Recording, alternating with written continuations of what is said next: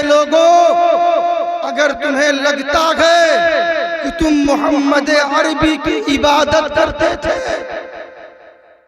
ان کو خدا مانتے تھے معاذ اللہ، تو جان لو ان کا وصال ہو گیا،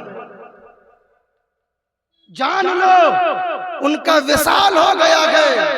اور اگر تم ایک خدا کی عبادت کرتے ہو، اس کو اپنا معبود مانتے ہو، اس کو خدائے پر حق مانتے ہو، تو یقین جانو خدا آج بھی زندہ، خدا آج بھی زندہ ہے۔ تمام صحابہ کا بیان ہے کہ جب صدیق اکبر کی زبان سے یہ جملے نکلے تو ہم تمام لوگوں کو سکون مل گیا، ہم تمام لوگوں کا غم ہلکا ہو گیا۔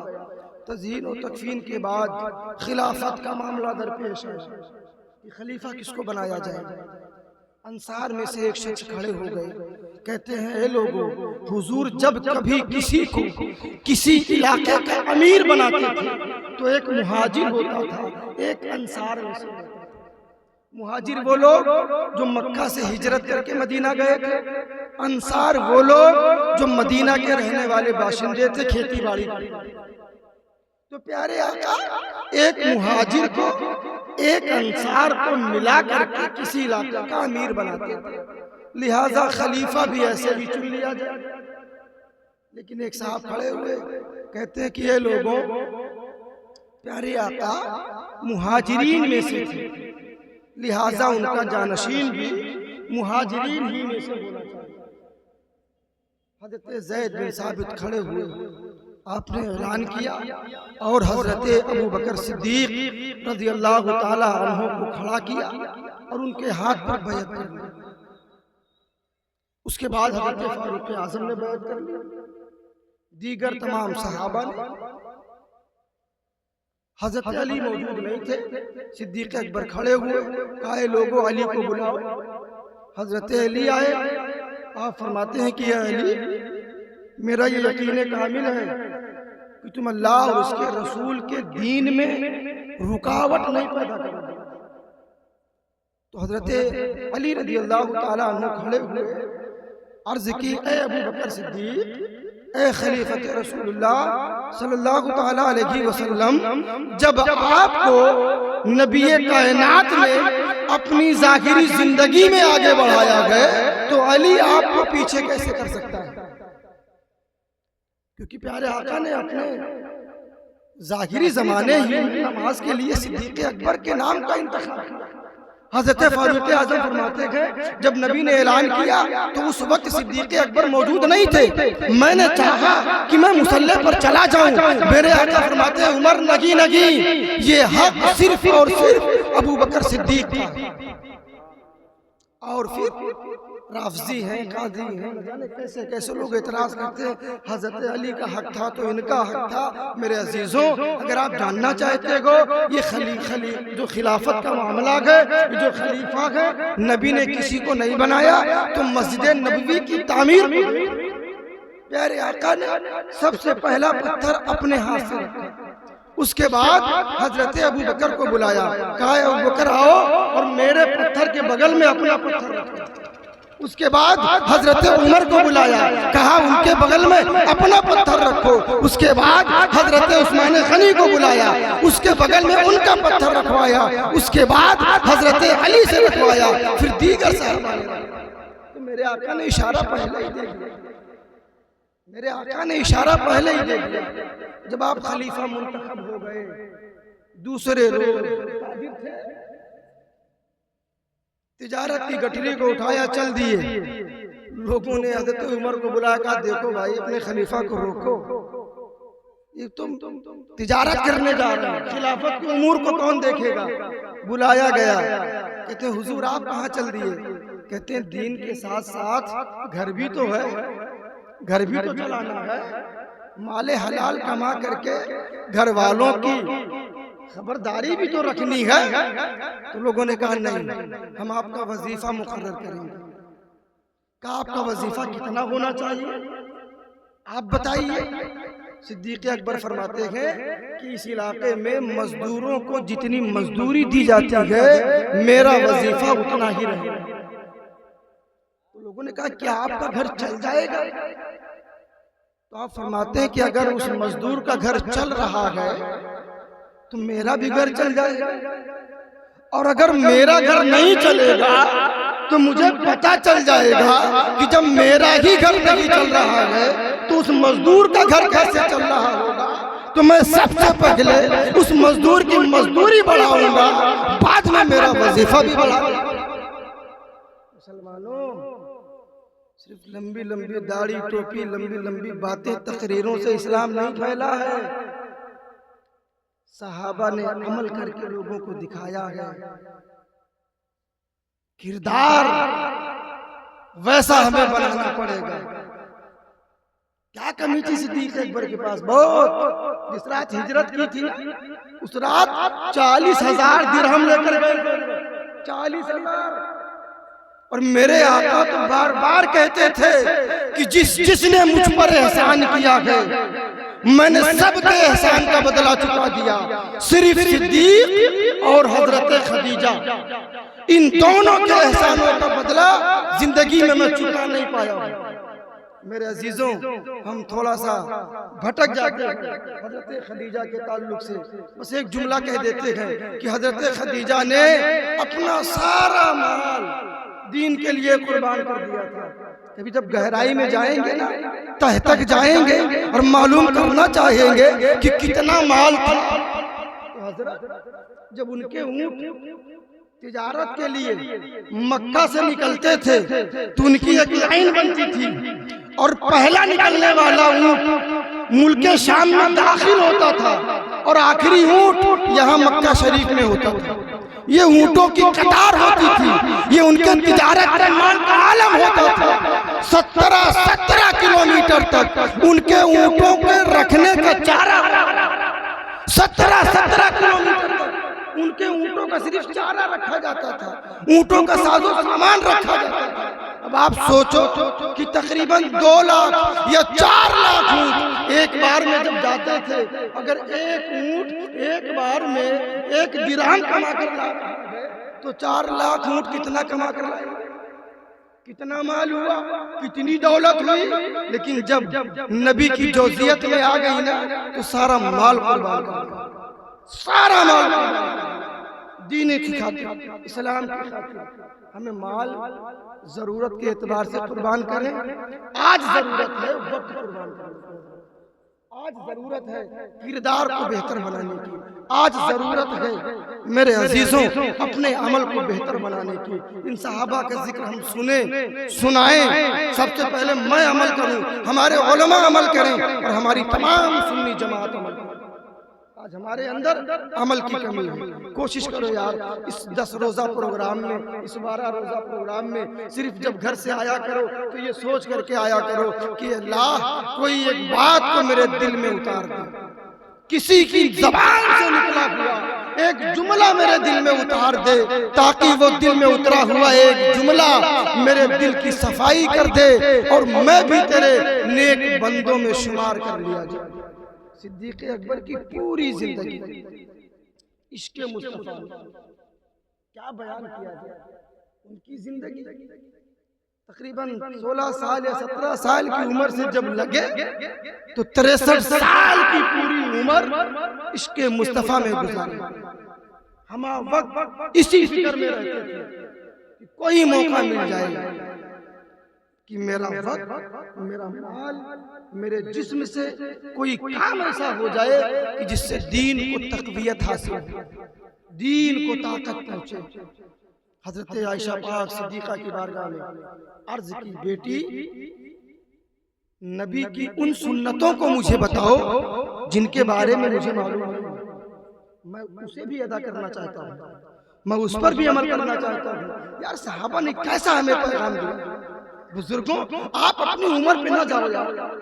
جب نبی کی بات آئے، جب رسول کی بات آئے، جب صحابی کی بات آئے اور آپ کو لگے کہ ہاں میرے اندر یہ کمی ہے، میرے اندر یہ غلطی ہے، تو فوراً رب کی بارگاہ میں سجدہ شکر ادا کرو کہ اللہ تیرا لاکھ لاکھ شکر و احسان ہے کہ مجھے اس غلطی کا احساس ہو گیا ہے، اب مجھے توفیق دے دے کہ اس غلطی کو اپنے سے دور کر سکے۔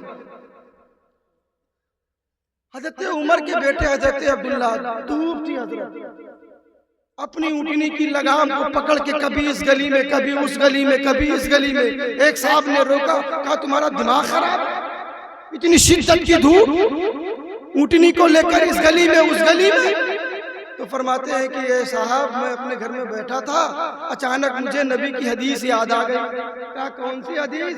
کہ میرے ذہن میں آیا، میرے بچپن کا زمانہ تھا، میں نے دیکھا تھا کہ میرے آقا اپنی اونٹنی قصوہ کی لگام کو پکڑ کر کے کبھی اس گلی میں جا رہے تھے کبھی اس گلی میں جا رہے تھے، تو میں نے سوچا کہ لاؤ آج نبی کی سنت پر عمل کر لیا جائے۔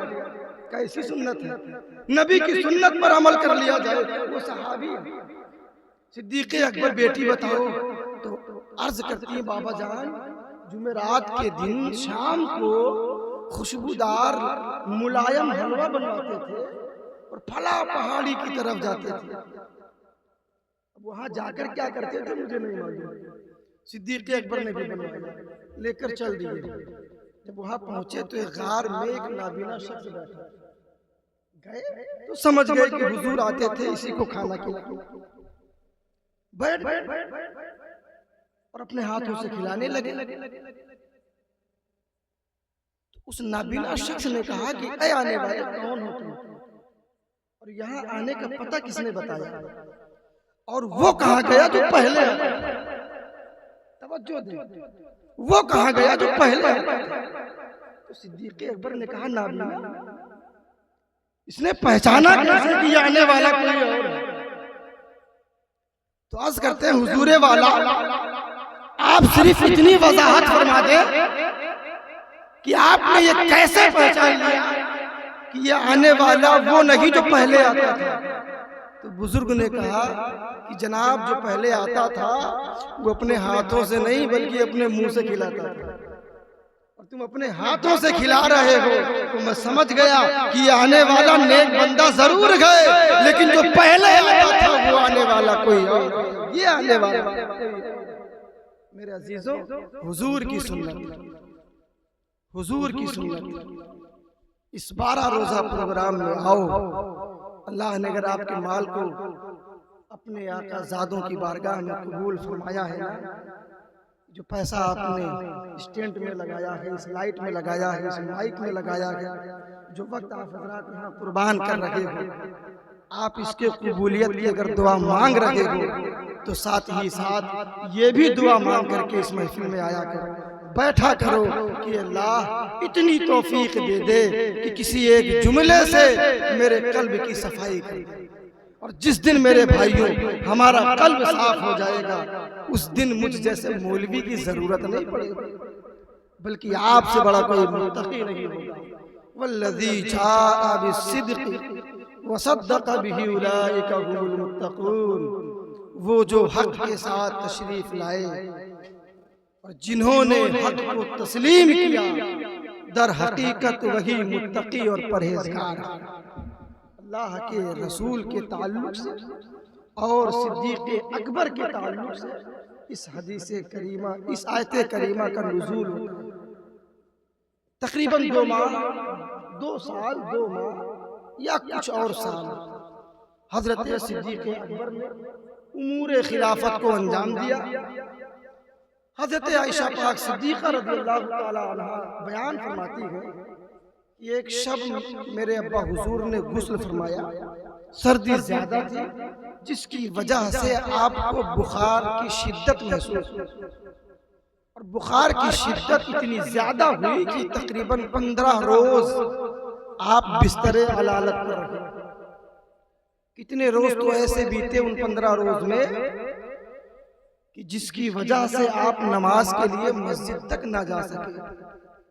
تقریباً 22 جمادی الاخر سن 13 ہجری میں اس پیارے آقا کے صدیق نے، دوست نے اس دار فانی سے منتقل ہو کر کے باقی رہنے والی دنیا میں اپنا قدم رکھا۔ جب آپ کا وصال ظاہری ہوا تو لاش مبارک کو لے کر روضہ رسول کے سامنے رکھا گیا۔ عرض کی گئی یا رسول اللہ آپ کا دوست آیا ہے، آپ کا یار غار آیا، آپ کے پہلو میں دفن ہونا چاہتا ہے، وصیت تھی کہ دروازہ کھولے تو دفن کر دینا، اور وہ دروازہ کھلا، اور زمانے نے دیکھا کہ وہ چاہے شب ہو، چاہے دن ہو، چاہے سفر ہو، چاہے مکہ کی گلیاں ہو، چاہے غار سور کی تنہائیاں ہو، چاہے میدان بدر ہو، چاہے جنگ احد ہو، چاہے جنگ خندق ہو، جب صدیق اکبر ہمیشہ نبی کے ساتھ ہو گئے تو نبی نے دنیا کو دکھا دیا کہ منتقل ہونے کے بعد بھی میرا دوست میرے قریب ہی رہے۔ پہلو میں دفن ہوئے، ہر حج کرنے جانے والا حاجی جب الصلاۃ والسلام علیک یا رسول اللہ کہتا ہے تو وہ حضرت ابو بکر صدیق کی بارگاہ میں بھی سلام پیش کرتا ہے۔ ان تمام صحابہ کی زندگیوں کو ہم اور آپ پڑھیں، ہم اور آپ سنیں، سنائیں، مقصد صرف اتنا ہو کہ اللہ مجھے بھی ہدایت دے۔ عمر کا خیال نہ کریں، 70 سال کی عمر میں دہیا کلبی نے کلمہ پڑھا تھا، تقریباً ہزاروں بچیوں کو زندہ درگور کیا تھا، لیکن علی اعلان نبی کی بارگاہ میں عرض کی تھی یا رسول اللہ کیا میرے گناہ بھی معاف ہوں گے؟ آقا نے فرمایا تھا کتنا گناہ ہے؟ عرض کی یا رسول اللہ ہزاروں بچیوں کو زندہ درگور کیا۔ اس سے بڑے گنہگار تو آپ نہیں ہو نا، اس سے بڑے گنہگار تو شاید ہم نہیں ہیں نا، اگر کوئی ہوگا تو اس کا دل جانتا ہوگا ہمارے اندر کیا گناہ ہے۔ جھوٹ بول دے رہے ہیں، غیبت کر دے رہے ہیں، نمازوں کو قضا کر دے رہے ہیں، کبھی لڑائی میں بھائی کی 4 فٹ زمین پہ قبضہ کر رہے ہیں، یہی تو گناہ ہے نا۔ کبھی آ جاؤ مسجد میں یار، ہمارے رب کا در بہت بڑا ہے، ان چھوٹی چھوٹی خطاؤں کو میرا رب ایک لمحے میں معاف کر دے۔ آؤ کبھی اس کی بارگاہ میں کہ اللہ نادانی میں نے یہ خطائیں کر دی، بھائی کو ناراض کر دیا، پڑوسی کو ناراض کر دیا، تیری نافرمانی میں نمازوں کو قضا کر دیا، اے اللہ اب سے صدق دل سے توبہ کرتا ہوں، میرے گناہوں کو معاف فرما دے، میری توبہ کو قبول فرما دے، اور اپنے متقی اور پرہیزگار بندوں میں میرا شمار بھی کر دے۔ تو یقیناً ان صحابہ کا صدقہ مل جائے گا۔ ان صحابہ کی ہمیں اور آپ کو نصیحت پر عمل کرتے ہوئے زندگی کو گزارنا ہے۔ رب کائنات سب سے پہلے مجھے ہمارے تمام علماء کو، تمام سنی عوام کو کہنے اور سننے سے زیادہ عمل کرنے کی توفیق رفیق عطا فرمائے۔ استغفر اللہ ربی من کل ذنب واتوب الیہ۔ ادب و احترام سے کھڑے ہو جائیں، نبی کی بارگاہ میں سلام پیش کریں۔